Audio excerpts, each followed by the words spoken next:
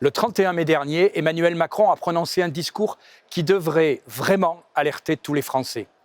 À Bratislava, lors du très officiel forum GlobSec, c'est un forum qui prétend orienter la sécurité mondiale, le président Macron a réaffirmé qu'il fallait élargir l'Union européenne le plus vite possible. J'insiste, c'était un discours travaillé, étudié, réfléchi pendant des mois au plus haut sommet de l'État. Ce n'était pas une interview faite dans la rue. Les mots ont donc leur importance. La France est la première victime de l'élargissement de l'Union européenne qui s'est déroulé en 2004. Et nous sommes aujourd'hui entraînés, et je dirais même aspirés malgré nous, à l'est de l'Europe dans des intérêts géopolitiques diamétralement différents des nôtres. Nous sommes tenus par les traités de l'Union européenne à respecter les positions de Bruxelles dans les réunions diplomatiques.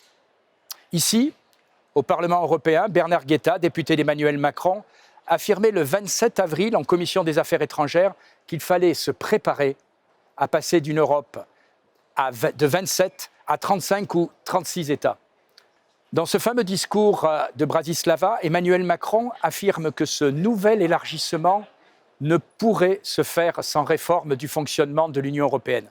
Alors, de quoi il s'agit ? Il s'agit en réalité de voir qu'Emmanuel Macron va pousser plusieurs réformes d'apparence technique, comme la fin de la règle de l'unanimité sur de nombreuses questions vitales pour notre pays. Par exemple, la politique étrangère et les sanctions, mais aussi, par exemple, sur les traités de libre-échange.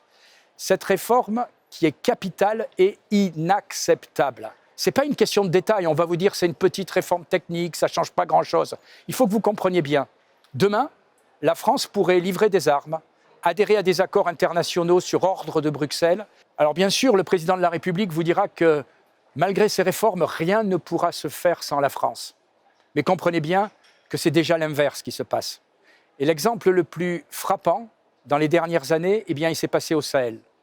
Pendant que 58 de nos soldats donnaient leur vie pour nous protéger face aux réseaux islamistes, nos partenaires européens étaient aux abonnés absents.